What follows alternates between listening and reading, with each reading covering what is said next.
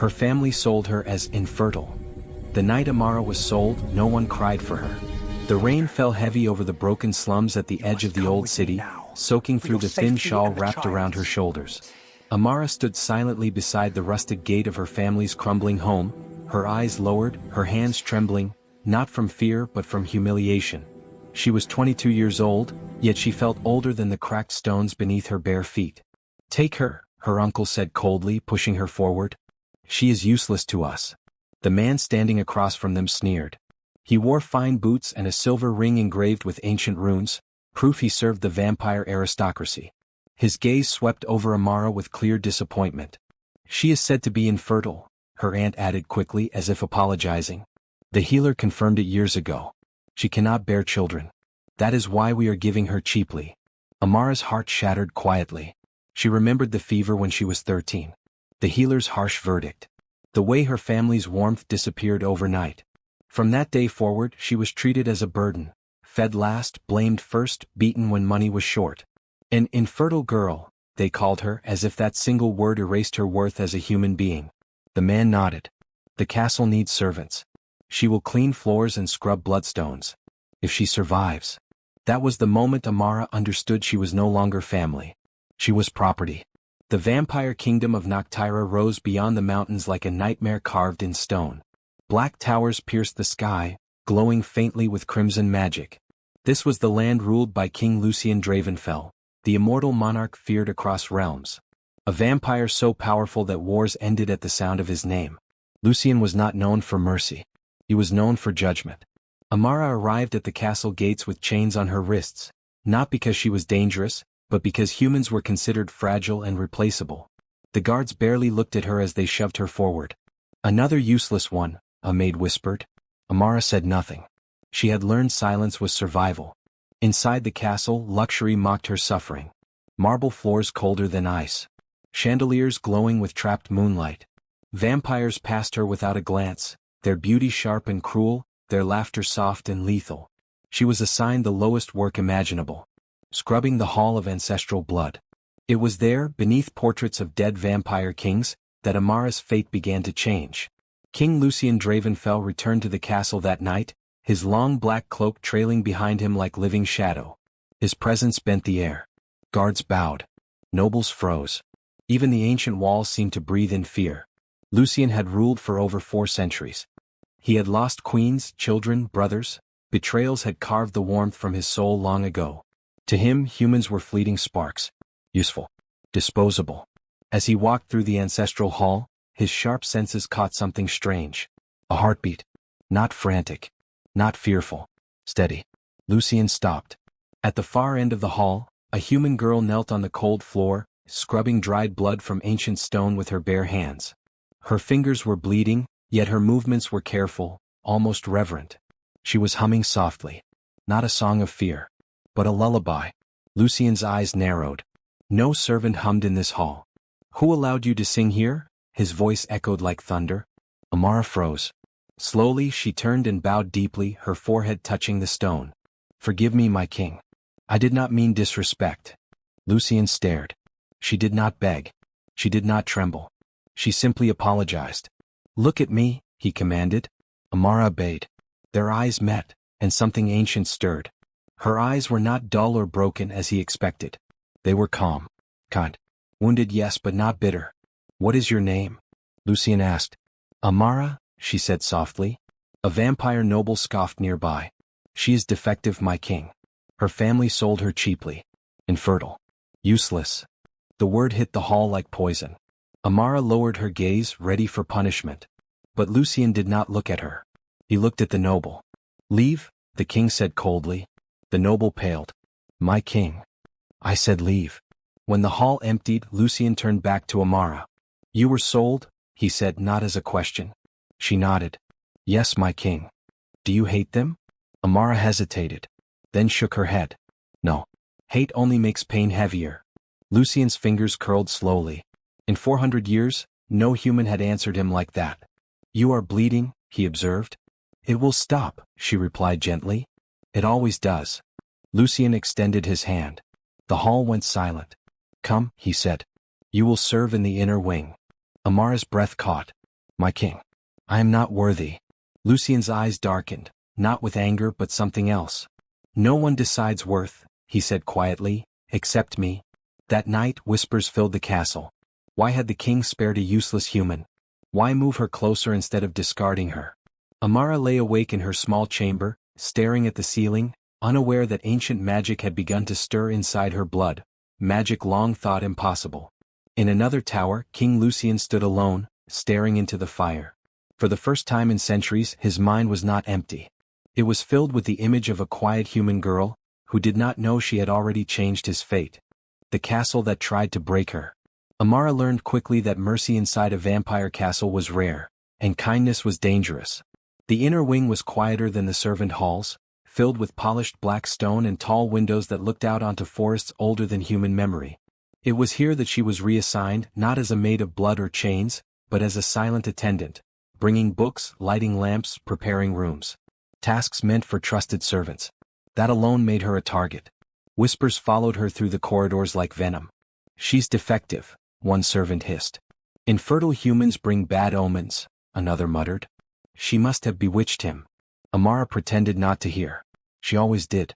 Each morning she rose before dawn, cleaned until her fingers cracked, and bowed her head to every vampire who passed, even those who spat at her feet. She spoke little, smiled softly, and helped wherever she could. When a human boy collapsed from exhaustion in the kitchens, she shared her food.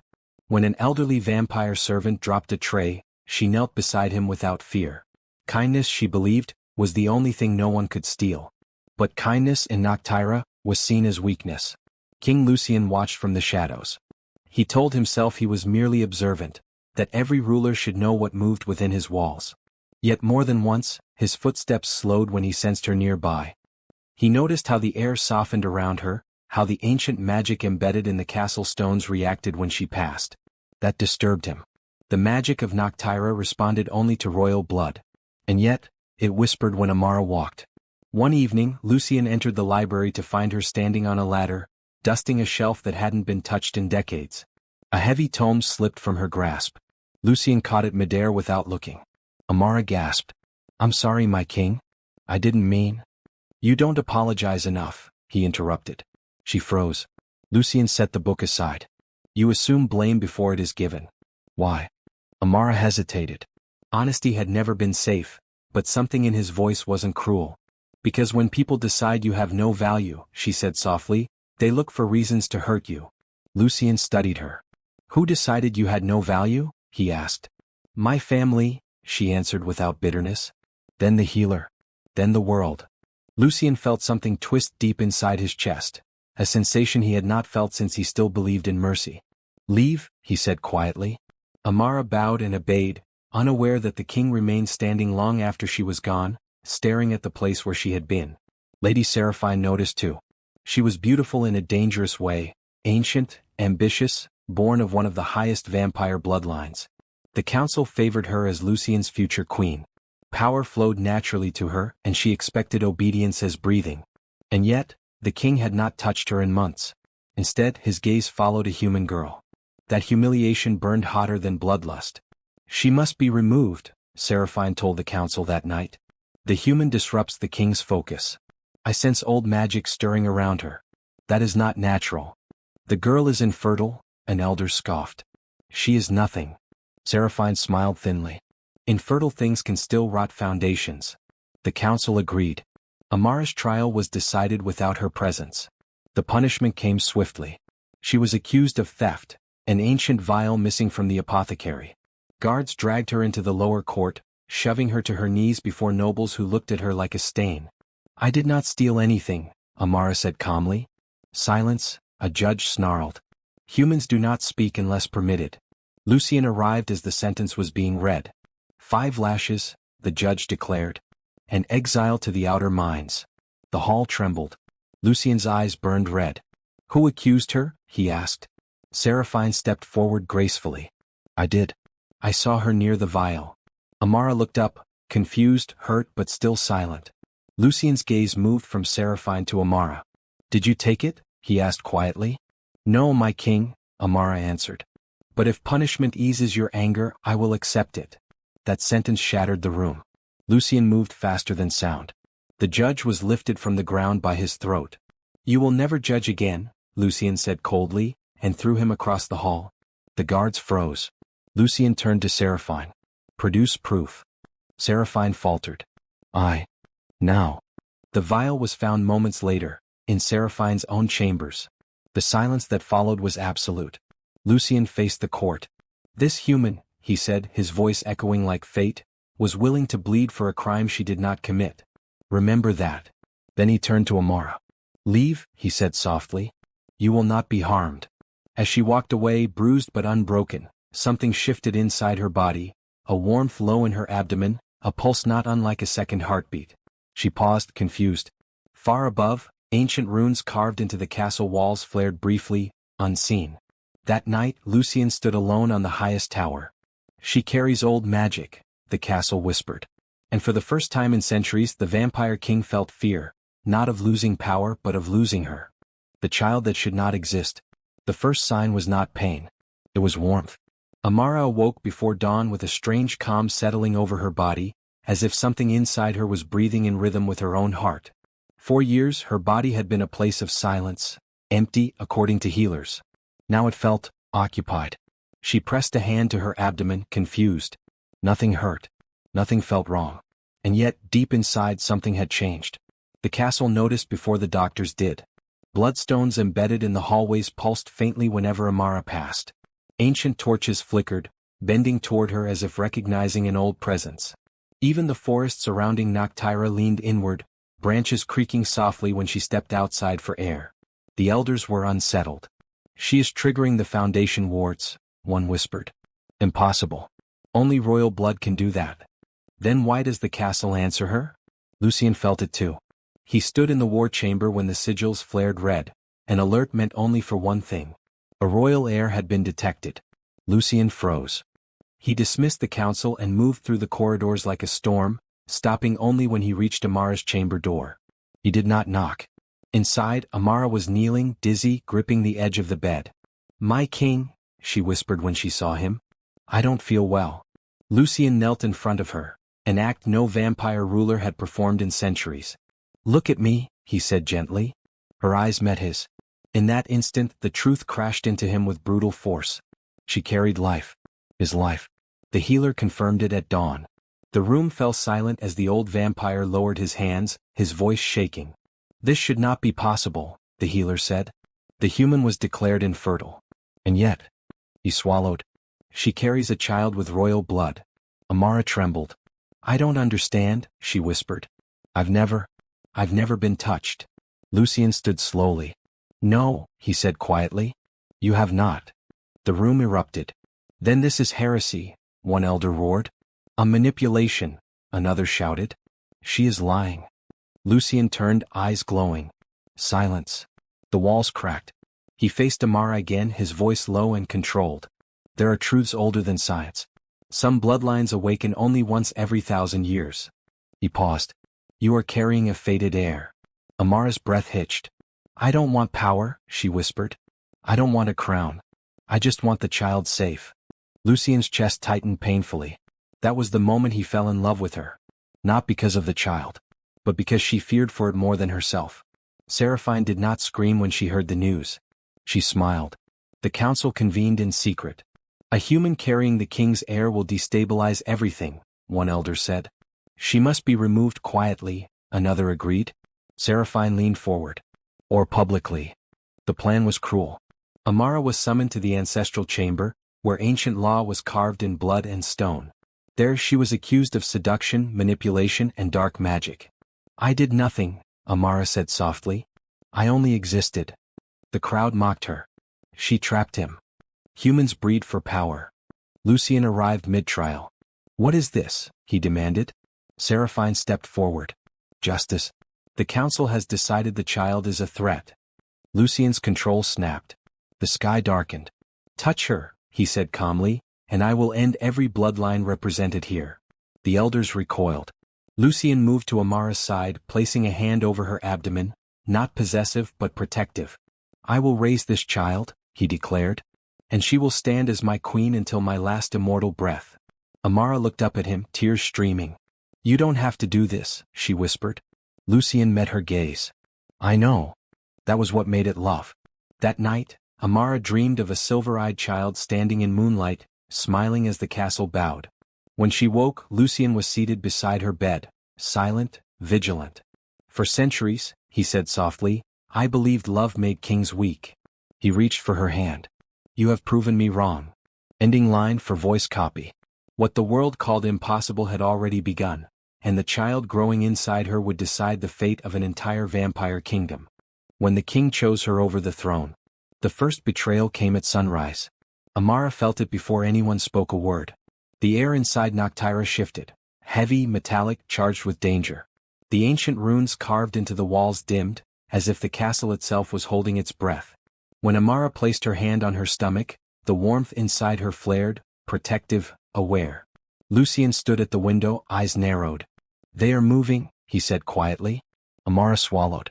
The council? Yes. They did not come with discussion. They came with judgment.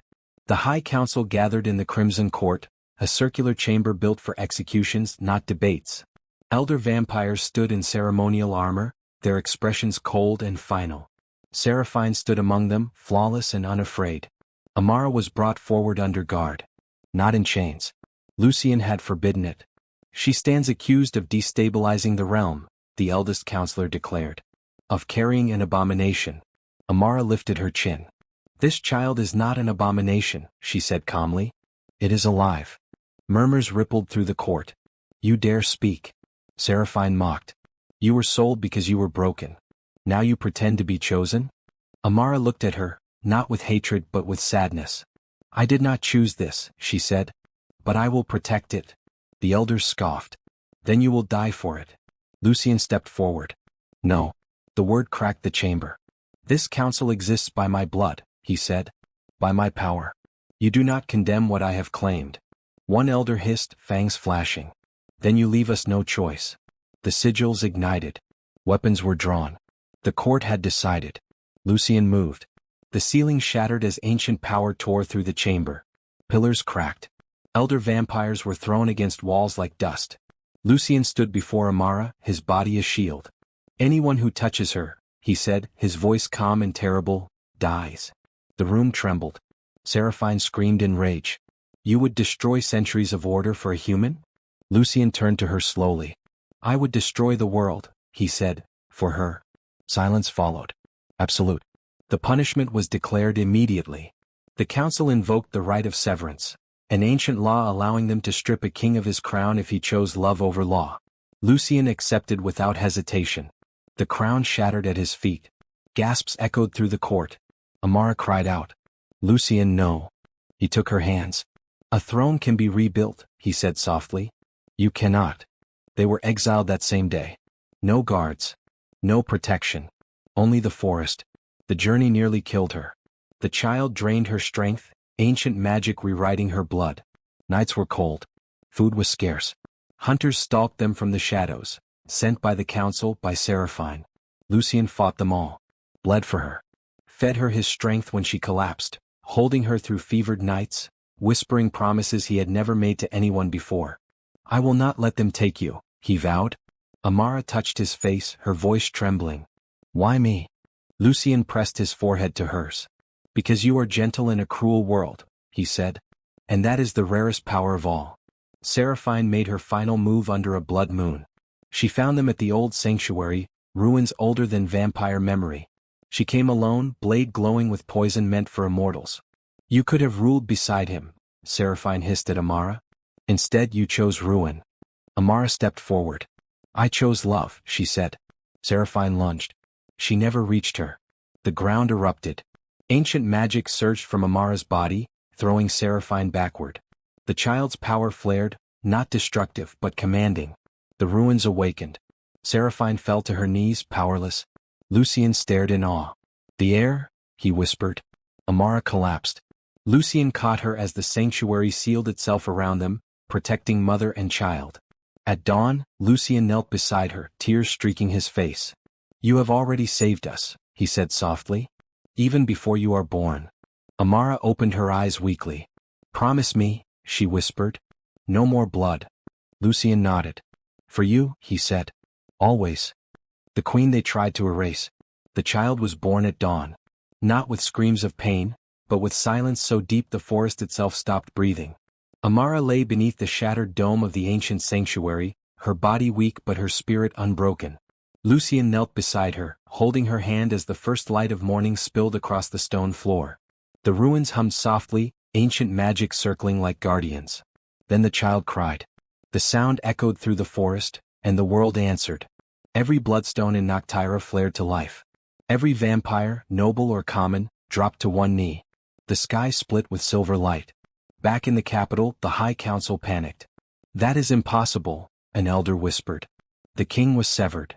The heir should not exist. But the truth could no longer be denied. The child carried pure convergence blood, human compassion fused with ancient royal vampire power.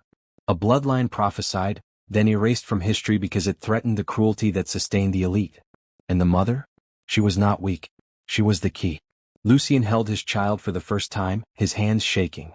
The baby's eyes opened, silver and calm. Not hungry. Not afraid. Where? The ruins bowed. Lucien pressed his forehead to Amara's. You survived everything they did to you, he whispered. And still, you gave the world mercy. Amara smiled faintly. Because someone finally gave it to me. Lucien kissed her hand, not as a king to a subject, but as a man to the woman he loved. They returned to Noctira not as fugitives, but as fate. The gates opened without resistance. The people stood in silence as Amara walked forward, child in her arms. She wore no crown, no jewels, only simple cloth and quiet strength. Seraphine was dragged before the court. You called her defective, Lucien said calmly. You called her unworthy. He turned to the crowd. This woman was sold, beaten, silenced, and erased. And yet, she carried the future you were too afraid to protect. Seraphine screamed. She tricked you. Amara stepped forward. No, she said gently. You just never believed someone like me could be chosen. Lucien raised his hand. Seraphine's power was stripped. Not killed. Exiled. To live, Lucien said, knowing kindness defeated you. Justice, not cruelty. The council was dissolved. The laws rewritten. Humans were no longer property. And when the crown was offered back to Lucien, he refused. Instead he knelt. Before Amara. The kingdom gasped. I was born king, Lucien said. But I learned humanity from her. If Noctira is to survive, it must be ruled by both. Amara's hands trembled. I was called infertile, she said softly. Useless. Replaceable. She looked at the people. If I stand here today, it is not because of power, but because someone finally saw me as human. She turned to Lucien. I will stand beside you, she said. Not above. Not below. The people bowed. Not to a crown, but to a queen. Years later, children played in the castle gardens, human and vampire together. The air laughed beneath silver trees. Lucien watched Amara from the balcony, still in awe. You changed everything, he said. Amara smiled. No, she replied gently. I was just kind when the world wasn't. Lucien took her hand. And the immortal king who once feared love, finally rested.